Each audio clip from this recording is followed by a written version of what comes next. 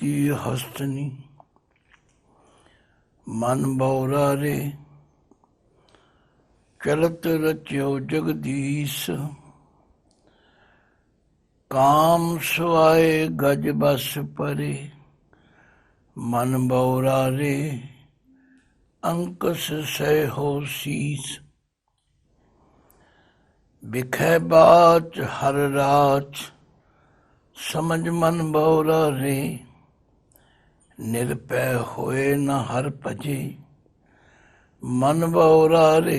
गहो न राम जहाज रहाओ मरकट मुष्टि अनाज की।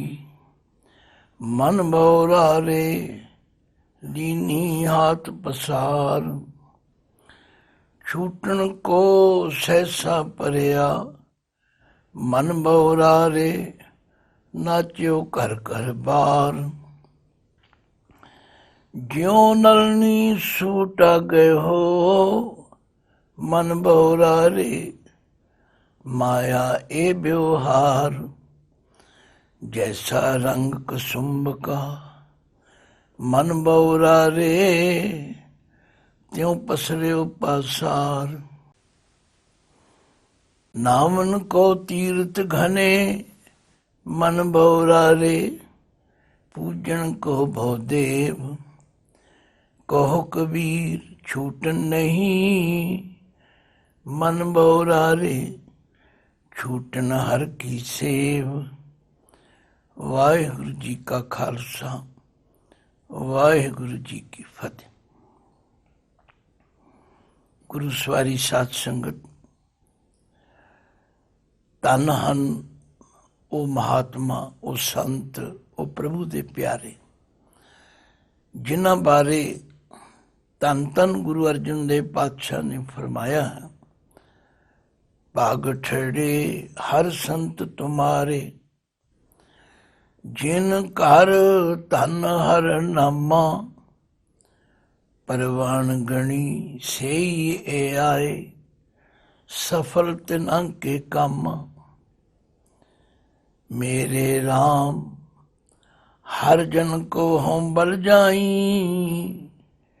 केसा का कर चवर टुलावा चरण धूड़ मुख लाई। आख्या भागां वाले हन संत जिन्हां दे घरे हिरदे विच परमात्मा दा नाम रूपी धन है। उन्हां दा संसार ते आउणा परवान है और वो जो कुछ संसार विच विचर के करते हैं वो परवान है। सफल तिन्हां के काम उन्हां दे कीते हुए काम भी बड़े फलदायक क्योंकि वो अनेकां भुले भटके लोकां नूं सीधे रस्ते पाउंदे। इसे लिए पातशाह ने बाणी विच फरमाया, हे मेरे राम मैं तुहाडे उन्हां सेवकां तो बलिहार जाना। मेरे राम हर जन के हों बल जाई। केसा का कर चवर टुलावा चरण धूड़ मुख लाई। इहो जे जिहड़े महापुरख हुंदे ने जन्म मरण दोहूं मैं नाही। जन पर उपकारी आए जी दान दे भगति लायन। हर स्यों लैन मिलाए। ਉਹ ਲੋਕਾਂ ਨੂੰ ਜੀ ਦਾਨ ਦਿੰਦੇ ਹਨ। ਜਿਹੜੇ ਰੱਬ ਤੋਂ ਟੁੱਟੇ ਹੋਏ ਹਨ ਉਹਨਾਂ ਨੂੰ ਸਮਝਾਉਂਦੇ ਨੇ, ਉਹਨਾਂ ਨੂੰ ਰੱਬ ਨਾਲ ਜੋੜਦੇ ਨੇ। ਤੋ ਭਗਤ ਕਬੀਰ ਜੀ ਵੀ ਉਹਨਾਂ ਹੀ ਮਹਾਂਪੁਰਸ਼ਾਂ ਵਿੱਚੋਂ ਹਨ ਜਿਨ੍ਹਾਂ ਨੇ ਆਪਣੇ ਮਨ ਨੂੰ ਸੰਬੋਧਨ ਕਰਕੇ ਸਾਡੇ ਵਰਗੇ ਕਲਯੁਗੀ ਜੀਵਾਂ ਨੂੰ ਉਪਦੇਸ਼ ਕੀਤਾ। ਇਹ ਠੀਕ ਹੈ ਕਿ ਸੰਪਰਦਾਈ ਮਹਾਂਪੁਰਖ ਜਿਹੜੇ ਨੇ ਉਹ ਕਈ ਵਾਰ ਹਰ ਸ਼ਬਦ ਦੇ ਨਾਲ ਕੋਈ ਉਥਾਨਕਾ ਲਾਉਂਦੇ ਨੇ ਵੀ ਫਲਾਣਾ ਜਗਿਆਸੂ ਆਇਆ, ਉਹਨੇ ਬੇਨਤੀ ਕੀਤੀ, ਭਗਤ ਜੀ ਨੇ ਉਹਨੂੰ ਉਪਦੇਸ਼ ਕੀਤਾ। ਇਹ ਤਰੀਕਾ ਹੈ ਤੇ ਬਹੁਤ ਵਧੀਆ, ਪਰ ਕਿਉਂਕਿ ਸਾਰੇ ਸ਼ਬਦ ਦੇ ਅੰਦਰ ਭਗਤ ਜੀ ਆਪਣੇ ਮਨ ਨੂੰ ਸਮਝਾਉਂਦੇ ਨੇ, ਇਹ ਉਦੋਂ ਵੀ ਉੱਤਮ ਤਰੀਕਾ ਹੈ। ਕਿਉਂਕਿ ਅੱਜ ਕਿਸੇ ਨੂੰ ਸਮਝਾਉਣਾ ਬੜਾ ਕਠਿਨ ਹੈ। ਆਪਣੇ ਮਨ ਨੂੰ ਸਮਝਾ ਕੇ ਇੱਕ ਪ੍ਰਮਾਣ ਦੇਣਾ ਇਹ ਸੌਖਾ ਹੈ। ਇਸੇ ਲਈ ਗੁਰਬਾਣੀ ਵਿੱਚ ਬਹੁਤੀ ਵਾਰੀ ਜਿਹੜਾ ਉਪਦੇਸ਼ ਹੈ, ਵਿਸ਼ੇਸ਼ ਕਰਕੇ ਸ੍ਰੀ ਗੁਰੂ ਤੇਗ ਬਹਾਦਰ ਜੀ ਦੀ ਸਾਰੀ ਬਾਣੀ ਮਨ ਪ੍ਰਥਾਏ। ਥੋੜੇ ਦਿਨ ਹੋਏ ਮੈਂ ਵਿਚਾਰ ਸੁਣ ਰਿਹਾ ਸੀ ਕਿ ਦੂਜਿਆਂ ਨੂੰ ਸਮਝਾਉਣ ਦੀ ਬਜਾਏ ਆਪਣੇ ਮਨ ਨੂੰ ਸਮਝਾਓ। ਜਿਵੇਂ ਧੰਨ ਗੁਰੂ ਅਮਰਦਾਸ ਜੀ ਨੇ ਬੜਾ ਸੁੰਦਰ ਤਰੀਕਾ ਅਪਣਾਇਆ। ਇਹ ਮਨ ਚੰਚਲਾ ਚਤੁਰਾਈ ਕਿਨੇ ਨਾ ਪਾਇਆ, ਚਤੁਰਾਈ ਨਾ ਪਾਇਆ ਕਿਨੇ, ਤੂੰ ਸੁਣ ਮਨ ਮੇਰਿਆ। ਇਹ ਆਪਣੇ ਮਨ ਨੂੰ ਸਮਝਾਉਣਾ। ਫਿਰ ਇਹ ਮਨ ਪਿਆਰਿਆ ਤੂੰ ਸਦਾ ਸੱਚ ਸੰਭਾਲੇ, ਇਹ ਕੁਟੁੰਬ ਤੂੰ ਜੇ ਦੇਖਦਾ ਚਲੇ ਨਹੀਂ ਤੇਰੇ ਨਾਲੇ। ਇਹ ਉੱਤਮ ਤਰੀਕਾ ਹੈ ਸਮਝਾਉਣ ਦਾ। ਆਪਣੇ ਮਨ ਨੂੰ ਸਮਝਾਇਆ, ਜੇ ਕਿਸੇ ਹੋਰ ਨੂੰ ਵੀ ਇਹ ਤਰੀਕਾ ਚੰਗਾ ਲੱਗ ਜਾਏ ਤਾਂ ਉਹਦਾ ਵੀ ਭਲਾ ਹੋ ਜਾਏ। ਤੋ ਭਗਤ ਕਬੀਰ ਜੀ ਨੇ ਇਸ ਪਾਵਨ ਸ਼ਬਦ ਦੇ ਅੰਦਰ ਮਨ ਨੂੰ ਸੰਬੋਧਨ ਕੀਤਾ। ਦੇਖੋ, ਦਾਸ ਤੇ ਬੇਨਤੀ ਕਰਦਾ ਹੈ। ਕਈ ਸੱਜਣ ਕਹਿੰਦੇ ਜੀ ਫਲਾਣਾ ਇਸ ਤਰ੍ਹਾਂ ਉਚਾਰਨ ਕਰਦਾ, ਤੁਸੀਂ ਇਸ ਤਰ੍ਹਾਂ ਕਰਦਾ। ਮੈਂ ਕਿਸੇ ਬਹਿਸ ਵਿੱਚ ਨਹੀਂ ਪੈਂਦਾ। ਜਦੋਂ ਮਨ ਦੇ ਨੰਨੇ ਨੂੰ ਔਂਕੜ ਹੈ, ਉਹ ਮਨ ਨਾਉਨ ਹੈ, ਪੁਲਿੰਗ ਇੱਕ ਵਚਨ ਹੈ।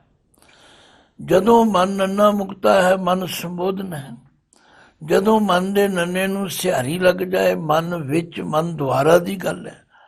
ਤੇ ਜਦੋਂ ਮਨ ਦੇ ਮੰਮੇ ਨੂੰ ਟਿੱਪੀ ਵੀ ਲੱਗ ਜਾਏ, ਫਿਰ ਮੰਨਣ ਦੀ ਗੱਲ ਹੈ। ਹੁਣ ਇੱਥੇ ਮਨ ਨੰਨਾ ਮੁਕਤਾ ਹੈ। ਮਨ ਮੇਰੇ ਕੋਲ ਵੀ ਹੈ, ਮਨ ਤੁਹਾਡੇ ਕੋਲ ਵੀ ਹੈ।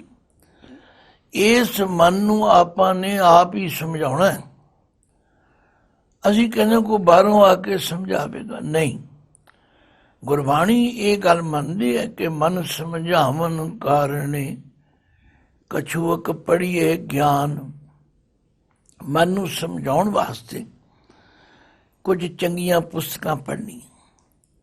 ਮੈਂ ਕਿਸੇ ਮਹਾਂਪੁਰਖ ਦੇ ਵਿਚਾਰ ਸੁਣ ਰਿਹਾ ਸੀ। ਉਹ ਕਹਿਣ ਲੱਗੇ 4 ਪ੍ਰਕਾਰ ਦੀ ਕਿਰਪਾ ਹੈ। ਇੱਕ ਹੈ ਪ੍ਰਭੂ ਕਿਰਪਾ, ਇੱਕ ਹੈ ਗੁਰੂ ਕਿਰਪਾ, ਇੱਕ ਹੈ ਸ਼ਾਸਤਰ ਕਿਰਪਾ, ਇੱਕ ਹੈ ਆਪਣੇ ਉੱਤੇ ਆਪਣੀ ਕਿਰਪਾ। ਪ੍ਰਭੂ ਕਿਰਪਾ ਤੇ ਹੋ ਗਈ, ਸਾਨੂੰ ਮਨੁੱਖਾ ਜਨਮ ਮਿਲ ਗਿਆ।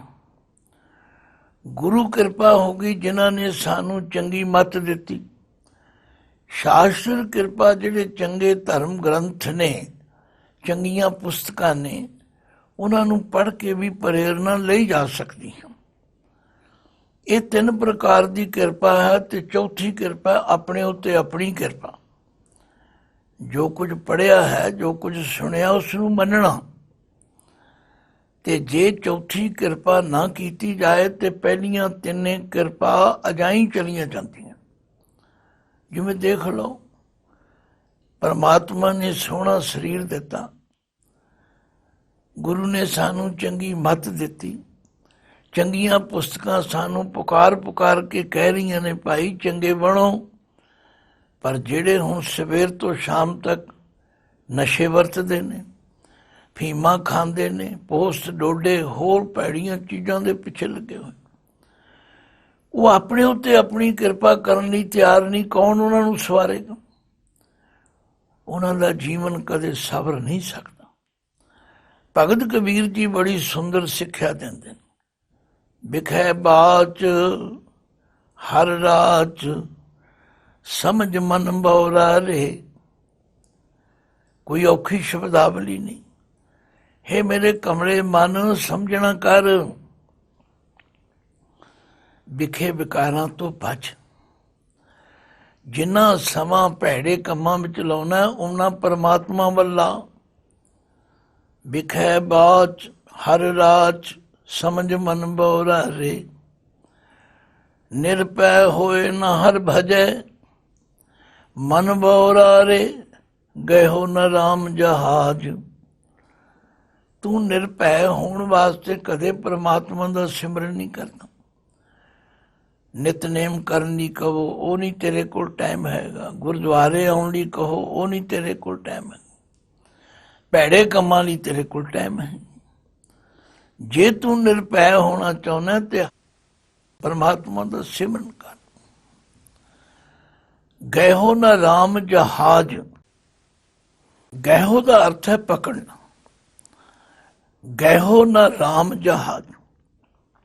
ਇਸ ਸੰਸਾਰ ਸਮੁੰਦਰ ਤੋਂ ਵਿਸ਼ੇ ਵਿਕਾਰਾਂ ਤੋਂ ਬਚਣ ਵਾਸਤੇ ਤੂੰ ਕਦੇ ਪਰਮਾਤਮਾ ਦੇ ਨਾਮ ਦਾ ਜਹਾਜ਼ ਨਹੀਂ ਪਕੜਨਾ। ਇਹ ਹੈ ਸ਼ਬਦ ਦੀ ਰਹਾਉ ਦੀ ਪੰਕਤੀ। ਇਹ ਹੁਣ ਮੇਰੇ ਲਈ ਵੀ ਉਤਨੀ ਮਹੱਤਵਪੂਰਨ ਹੈ, ਤੁਹਾਡੇ ਲਈ ਵੀ ਉਤਨੀ ਮਹੱਤਵਪੂਰਨ ਹੈ, ਭਗਤ ਕਬੀਰ ਜੀ ਲਈ ਵੀ ਉਤਨੀ ਮਹੱਤਵਪੂਰਨ ਹੈ। ਵਿਖੇ ਬਾਚ ਹਰ ਰਾਚ, ਸਮਝ ਮਨ ਬਉਰਾ ਰੇ, ਨਿਰਭੈ ਹੋਏ ਨਾ ਹਰ ਭਜੇ, ਮਨ ਬਉਰਾ ਰੇ, ਗਇਓ ਨਾ ਰਾਮ ਜਹਾਜ। ਹੁਣ ਫਿਰ ਮਿਸਾਲਾਂ ਦੇ ਕੇ ਸਮਝਾਉਂਦੇ, ਕਿਉਂਕਿ ਜਿਹੜੀ ਗੱਲ ਸਾਡੀ ਸਮਝ ਵਿੱਚ ਨਾ ਆਵੇ ਉਹਨੂੰ ਫਿਰ ਕੋਈ ਮਿਸਾਲ ਦੇ ਕੇ, ਕੋਈ ਹਵਾਲਾ ਦੇ ਕੇ, ਕੋਈ ਤਸ਼ਬੀਹ ਦੇ ਕੇ ਸਮਝਾਇਆ ਜਾਂਦਾ। ਇਹਦੇ ਨਾਲ ਬੰਦੇ ਨੂੰ ਸਮਝ ਤੇ ਆ ਜਾਂਦੀ, ਜੇ ਸਮਝਣਾ ਚਾਹੇ ਤਾਂ। ਤੋ ਭਗਤ ਜੀ ਕਹਿੰਦੇ ਨੇ, ਆ ਤੈਨੂੰ ਸਮਝਾਈ। ਕਾਲ ਬੂਤ ਕੀ ਹਸਤਨੀ, ਮਨ ਭਉਰਾ ਰੇ, ਚਲਤ ਰਚਿਓ ਜਗਦੀਸ਼। ਆਖਿਆ ਹੈ ਮੇਰੇ ਕਮਲੇ ਮਨ, ਇਹ ਜਿਹੜਾ ਸੰਸਾਰ ਹੈ ਨਾ, ਚਲਤ ਇੱਕ ਤਮਾਸ਼ਾ ਹੈ। ਰਚਿਓ ਜਗਦੀਸ਼, ਇਹਨੂੰ ਜਗਤ ਦੇ ਈਸ਼ ਪਰਮਾਤਮਾ ਨੇ ਤਮਾਸ਼ਾ ਬਣਾਇਆ। ਪਰ ਤੂੰ ਇਸ ਤਮਾਸ਼ੇ ਨੂੰ ਸੱਚਾ ਸਮਝ ਕੇ ਜਫਾ ਮਾਰ ਲੈਣਾ। ਬਿਲਕੁਲ ਤੇਰੀ ਹਾਲਤ ਉਹ ਹੈ ਜਿਸ ਤਰ੍ਹਾਂ ਹਾਥੀ ਨੂੰ ਪਕੜਨ ਵਾਲੇ ਕੀ ਕਰਦੇ ਨੇ, ਉਹਨਾਂ ਨੂੰ ਹਾਥੀ ਦੀ ਕਮਜ਼ੋਰੀ ਦਾ ਪਤਾ ਹੈ ਵੀ ਇਹ ਕਾਮ ਦੇ ਅਧੀਨ ਹੈ। ਉਹ ਫਿਰ ਜੰਗਲ ਵਿੱਚ ਜਾ ਕੇ ਜਿੱਥੇ ਹਾਥੀ ਹੁੰਦੇ ਨੇ ਉੱਥੇ ਇੱਕ ਵੱਡਾ ਡੂੰਘਾ ਟੋਆ ਪੱਟਦੇ, ਉਹਦੇ ਉੱਤੇ ਕੱਖਾਂ ਕਾਨਿਆਂ ਦੀ ਛੱਤ ਪਾਉਂਦੇ, ਉੱਥੇ ਉੱਤੇ ਕਾਗਜ਼ਾਂ ਤੇ ਕਾਨਿਆਂ ਦੀ ਬਣੀ ਹੋਈ ਇੱਕ ਹੱਥਣੀ ਖੜੀ ਕਰ ਦਿੰਦੇ। ਹੁਣ ਉਹਨਾਂ ਨੇ ਤਾਂ ਇਸ ਲਈ ਸਭ ਕੁਝ ਕੀਤਾ ਵੀ ਇਹਨੂੰ ਫਸਾਉਣਾ ਹੈ, ਪਰ ਉਹ ਕਾਮ ਵਿੱਚ ਅੰਨਾ ਹੋਇਆ ਹੋਇਆ ਜਦੋਂ ਦੌੜ ਕੇ ਉਸ ਦੇ ਨੇੜੇ ਆਉਂਦਾ ਤੇ ਉਹਦਾ ਸਰੀਰ ਭਾਰੀ ਭਰਕਮ ਹੈ, ਉਹ ਕੱਖਾਂ ਦੀ ਜਿਹੜੀ ਛੰਨ ਹੈ ਉਹਦੇ ਭਾਰ ਨਾਲ ਟੁੱਟ ਜਾਂਦੀ ਹੈ ਔਰ ਉਸ ਡੂੰਘੇ ਖੂਹ ਵਿੱਚ ਡਿੱਗ ਪੈਂਦਾ। ਹੁਣ ਉਹ ਪਿਆ ਉਹਦੇ 'ਚ ਬਾਂ ਕਰਦਾ, ਉਸ ਨੂੰ ਥੋੜਾ ਪਾਣੀ ਦੀ ਬਾਲਟੀ ਪਾ ਦਿੰਦੇ ਨੇ, ਕਦੇ ਘਾਹ ਪੱਠਾ ਸੁੱਟ ਦਿੰਦੇ ਵੀ ਮਰੇ ਨਾ। ਆਖਰ ਏਡੇ ਵੱਡੇ ਸਰੀਰ ਵਾਲਾ ਮਰਦਾ ਵੀ ਨਹੀਂ, ਪਰ ਉਹ ਭੁੱਖ ਦੇ ਨਾਲ ਇਤਨਾ ਨਟਾਲ ਹੋ ਜਾਂਦਾ, ਉਹਦੇ 'ਚ ਫਿਰ ਹਿੰਮਤ ਨਹੀਂ ਲੈਂਦੀ। ਫਿਰ ਉਸ ਨੂੰ ਰੱਸੇ ਪਾ ਕੇ ਬਾਹਰ ਖਿੱਚ ਲੈਂਦੇ ਨੇ ਤੇ ਫਿਰ ਉਸ ਨੂੰ ਆਪਣੇ ਅਧੀਨ ਕਰਕੇ ਉਹਦੇ ਸਿਰ ਤੇ ਅੰਕਸ ਲੈ ਕੇ, ਤੁਸੀਂ ਦੇਖਿਆ ਹਾਥੀ ਕਿੱਡਾ ਵੱਡਾ ਹੁੰਦਾ, ਇੱਕ ਬੰਦਾ ਉਹਦੇ ਤੇ ਬੈਠਾ ਔਰ ਉਹਦੇ ਹੱਥ ਵਿੱਚ ਲੋਹੇ ਦਾ ਸੁੰਬਾ ਹੈ, ਉਹਨੂੰ ਅੰਕਸ ਕਹਿੰਦੇ, ਉਹਦੇ ਅਧੀਨ ਫਿਰ ਉਸ ਹਾਥੀ ਨੂੰ ਚਲਾਉਂਦਾ।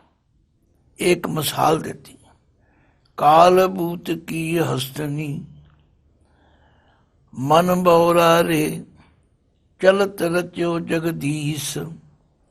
ਜਗਤ ਦੇ ਈਸ਼ ਪਰਮਾਤਮਾ ਨੇ ਵੀ ਇਹ ਸੰਸਾਰ ਇੱਕ ਤਮਾਸ਼ਾ ਬਣਾਇਆ। ਕਾਮ ਸਵਾਏ ਗਜ ਬਸ ਪਰੇ, ਕਾਮ ਦੇ ਸਵਾਰਥ ਕਰਕੇ ਹਾਥੀ ਅਧੀਨ ਆ ਜਾਂਦਾ। ਮਨ ਬਉਰਾ ਰੇ, ਅੰਕਸ ਸਹਿਓ ਸੀਸ। ਫਿਰ ਉਹ ਸਾਰੀ ਉਮਰ ਸਿਰ ਉੱਤੇ ਅੰਕਸ ਸਹਿਨ ਕਰਦਾ। ਹੁਣ ਉਹ ਗਲੀ ਗਲੀ ਬਾਜ਼ਾਰ ਉਸ ਨੂੰ ਲਈ ਫਿਰਦੇ ਨੇ। ਹੁਣ ਉਹਦੇ ਵਿੱਚ ਹਿੰਮਤ ਨਹੀਂ ਹੈਗੀ ਕਿ ਉਸ ਅੰਕੁਸ਼ ਤੋਂ ਨਿਕਲ ਸਕੇ। ਸੱਚਮੁੱਚ ਇਸੇ ਤਰ੍ਹਾਂ ਅਸੀਂ ਵੀ ਵਿਸ਼ੇ ਵਿਕਾਰਾਂ ਦੇ ਅਧੀਨ ਹੋ ਕੇ ਫਸ ਜਾਂਦੇ। ਫਿਰ ਭਗਤ ਜੀ ਕਹਿੰਦੇ ਵਿਖੇ ਬਾਚ ਹਰ ਰਾਚ, ਸਮਝ ਮਨ ਬਉਰਾ ਰੇ, निरपै होए न हर भजे, मन बौरारे गहो न राम जहाज रहाओ। फिर दूजी मिसाल दिंदे, मरकट मुष्टि अनाज की, मन बौरारे लीनी हाथ पसार। ਮਰਕਟ ਕਹਿੰਦੇ ਨੇ ਬਾਂਦਰ ਨੂੰ, ਮੁਸ਼ਟੀ ਕਹਿੰਦੇ ਮੁੱਠੀ ਨੂੰ। ਜਿਹੜੇ ਬਾਂਦਰ ਫੜਨ ਵਾਲੇ ਸ਼ਿਕਾਰੀ ਨੇ ਉਹ ਕੀ ਕਰਦੇ ਨੇ, ਇੱਕ ਸੌੜੇ ਮੂੰਹ ਵਾਲਾ, ਪੀੜੇ ਮੂੰਹ ਵਾਲਾ ਮਿੱਟੀ ਦਾ ਬਰਤਨ ਲੈ ਲੈਣ, ਕੁੱਜਾ, ਉਹਨੂੰ ਧਰਤੀ ਵਿੱਚ ਦੱਬ ਦਿੰਦੇ ਨੇ। ਕੁਝ ਉਹਦੇ ਵਿੱਚ ਪੁੱਜੇ ਛੋਲੇ ਜਾਂ ਕੋਈ ਅਨਾਜ ਖਾਣ ਦੀ ਚੀਜ਼ ਪਾ ਦਿੰਦੇ ਨੇ, ਕੁਝ ਥੋੜੇ ਜਿਹੇ ਦਾਣੇ ਉਸ ਤੇ ਬਾਹਰ ਚਾਰ ਚਫੇਰੇ ਖਲੇਰ ਦਿੰਦੇ। ਬਾਂਦਰ ਬੜਾ ਆਪਣੇ ਆਪ ਨੂੰ ਹੁਸ਼ਿਆਰ ਸਮਝਦਾ, ਉਹ ਪਹਿਲਾਂ ਤੇ ਬਾਹਰ ਪਏ ਦਾਣਿਆਂ ਨੂੰ ਚੁਗਦਾ ਹੈ। ਉਹ ਥੋੜੇ ਜਿਹੇ ਹੁੰਦੇ ਨੇ, ਮੁੱਕ ਜਾਂਦੇ। ਲਾਲਚੀ ਬੜਾ ਹੈ, ਬੰਦਾ ਵੀ ਬੜਾ ਲਾਲਚੀ ਹੈ। ਸ਼ੁਰੂ ਵਿੱਚ ਤੇ ਕਹਿੰਦਾ ਜੀ ਮੈਨੂੰ ਬਸ 2 ਰੋਟੀਆਂ ਚਾਹੀਦੀਆਂ, ਫਿਰ 2 ਪਰੌਂਠੇ ਖਾ ਕੇ ਵੀ ਨਹੀਂ ਰੱਜਦਾ, ਫਿਰ ਕਈ ਕੋਠੀਆਂ ਦਾ ਮਾਲਕ ਬਣ ਕੇ ਵੀ ਨਹੀਂ ਰੱਜਦਾ। ਬਿਲਕੁਲ ਉਸ ਬਾਂਦਰ ਵਾਂਗੂ ਜਿਹੜਾ ਉਹ ਬਾਹਰਲੇ ਦਾਣੇ ਚੁੱਕ ਕੇ ਫਿਰ ਉਸ ਭਾਂਡੇ ਦੇ ਵਿੱਚ ਝਾਤਾ ਮਾਰਦਾ ਤੇ ਉਹਦੇ ਦਾਣੇ ਪਏ ਨੇ, ਉਹਨਾਂ ਨੂੰ ਕੱਢਣ ਵਾਸਤੇ ਹੱਥ ਵਿੱਚ ਪਾਉਂਦਾ। ਜਦੋਂ ਹੱਥ ਵਿੱਚ ਪਾਉਂਦਾ ਉਦੋਂ ਤੇ ਖਾਲੀ ਹੁੰਦਾ, ਫਿਰ ਉਹ ਯਤਨ ਕਰਦਾ ਕਿ ਵੱਧ ਤੋਂ ਵੱਧ ਮੁੱਠੀ ਵਿੱਚ ਦਾਣੇ ਪਾ ਲੈ ਜਾਣ। ਹੱਥ ਮੋਟਾ ਹੋ ਜਾਂਦਾ, ਕੁੱਜੇ ਦਾ ਮੂੰਹ ਸੌੜਾ ਹੈਗਾ, ਹੁਣ ਉਹਦੇ ਚੋਂ ਨਿਕਲ ਨਹੀਂ ਸਕਦਾ, ਦਾਣੇ ਉਹ ਛੱਡਦਾ ਨਹੀਂ। ਬਿਲਕੁਲ ਇਸੇ ਤਰ੍ਹਾਂ ਮਨੁੱਖ ਵੀ, ਮਰਕਟ ਮੁਸ਼ਟੀ ਅਨਾਜ ਕੀ, ਮਨ ਬੌਰਾਰੇ ਲੀਨੀ ਹਾਥ ਪਸਾਰ। ਛੂਟਣ ਕੋ ਸਹਿਸਾ ਭਰਿਆ, ਮਨ ਬੌਰਾਰੇ ਨਾਚਿਓ ਘਰ ਘਰ ਬਾਰ। ਹੁਣ ਉਹ ਦਾਣੇ ਛੱਡਦਾ ਨਹੀਂ ਤੇ ਮੁੱਠੀ ਬਾਹਰ ਨਿਕਲਦੀ ਨਹੀਂ। ਇੰਨੀ ਦੇਰ ਨੂੰ ਸ਼ਿਕਾਰੀ ਆ ਕੇ ਉੱਤੋਂ ਕੰਬਲ ਪਾ ਦਿੰਦਾ, ਤੇ ਕੰਬਲ ਜਦੋਂ ਪੈ ਜਾਂਦਾ ਫਿਰ ਉਹਨੂੰ ਸਮਝ ਹੀ ਨਹੀਂ ਆਉਂਦੀ, ਬਸ ਉਹ ਬਲੇਟ ਕੇ ਕਾਬੂ ਕਰ ਲੈਂਦਾ। ਹੁਣ ਉਹਨੂੰ ਆਪਣੇ ਆਪ ਛੁੱਟਣ ਦਾ ਡਰ ਪੈ ਗਿਆ। ਇਸੇ ਤਰ੍ਹਾਂ ਸਾਡੀ ਹਾਲਤ, ਇਹ ਚਮਕ ਦਮਕ ਦੇਖ ਕੇ ਆਪਾਂ ਫਸ ਜਾਂਦੇ। ਬਸ ਇੱਕ ਵਾਰੀ ਫਸਿਆ ਚਾਹੀਦਾ, ਫਿਰ ਕੀ ਹੁੰਦਾ, ਮਰਕਟ ਮੁਸ਼ਟੀ ਅਨਾਜ ਕੀ, ਮਨ ਬੌਰਾਰੇ ਲੀਨੀ ਹਾਥ ਪਸਾਰ। ਪਸਾਰ ਦੇ ਰਾਰੇ ਨੂੰ ਸਿਆਰੀ ਹੈ, ਹਾਥ ਪਸਾਰ ਕੇ। ਹੱਥ ਕਿਸੇ ਨੇ ਨਹੀਂ ਉਹਦਾ ਪਾਇਆ, ਇਹਨੇ ਆਪ ਹੀ ਪਾਇਆ। ਬਾਂਦਰ ਆਪ ਹੀ ਕੁੱਜੇ ਦੇ ਮੂੰਹ ਵਿੱਚ ਹੱਥ ਪਾਉਂਦਾ ਹੈ। ਇਸੇ ਤਰ੍ਹਾਂ ਅਸੀਂ ਵੀ ਲਾਲਚ ਵਸੀ ਹੋ ਕੇ ਕਿਤਨੇ ਘਪਲੇ ਕਰਦੇ ਹਾਂ। ਉਹ ਇੱਕ ਕਹਾਵਤ ਸੁਣੀ ਸੀ ਕਿਸੇ ਮਹਾਤਮਾ ਕੋਲੋਂ, ਕਹਿੰਦੇ ਕੋਈ 2 ਸਾਥੀ ਨਦੀ ਦੇ ਕਿਨਾਰੇ ਖੜੇ ਸਨ ਤੇ ਇੱਕ ਰਿੱਛ ਨਦੀ ਵਿੱਚ ਰੁੜਿਆ ਜਾਵੇ। ਉਹਨਾਂ ਨੂੰ ਐਸਾ ਲੱਗਿਆ ਵੀ ਕਾਲਾ ਕੰਬਲ ਰੁੜਿਆ ਜਾਂਦਾ। ਉਹਨਾਂ ਵਿੱਚੋਂ ਇੱਕ ਨੇ ਦਰਿਆ ਵਿੱਚ ਛਾਲ ਮਾਰ ਦਿੱਤੀ। ਜਦੋਂ ਉਹਦੇ ਨੇੜੇ ਪਹੁੰਚਿਆ ਤੇ ਉਹ ਸੀਗਾ ਰਿੱਛ, ਉਹਨੇ ਮਾਰ ਲਿਆ ਜੱਫਾ। ਹੁਣ ਉਹ ਵੀ ਉਹਨੂੰ ਨਾਲ ਲਈ ਜਾਵੇ, ਤੇ ਜਿਹੜਾ ਨਦੀ ਦੇ ਕਿਨਾਰੇ ਖੜਾ ਸੀ ਉਹਦਾ ਛੱਡਦੇ ਜੇ ਨਹੀਂ ਬਾਹਰ ਆਉਂਦਾ। ਉਹ ਆਂਦਾ ਮੈਂ ਤੇ ਛੱਡਦਾ, ਹੁਣ ਇਹ ਨਹੀਂ ਮੈਨੂੰ ਛੱਡਦਾ। ਤੋ ਸੱਚਮੁੱਚ ਬੰਦੇ ਦੀ ਇਹੋ ਹਾਲਤ ਹੈ। ਅਸੀਂ ਤੇ ਕੰਬਲ ਨੂੰ ਫਿਰ ਛੱਡਣਾ ਚਾਹੁੰਦੇ ਹਾਂ, ਪਰ ਕੰਬਲ ਨਹੀਂ ਛੱਡਦਾ। ਮਰਕਟ ਮੁਸ਼ਟੀ ਅਨਾਜ ਕੀ, ਮਨ ਬੌਰਾਰੇ ਲੀਨੀ ਹਾਥ ਪਸਾਰ। ਛੂਟਣ ਕੋ ਸਹਿਸਾ ਭਰਿਆ, ਮਨ ਬੌਰਾਰੇ ਨਾਚਿਓ ਘਰ ਘਰ ਬਾਰ।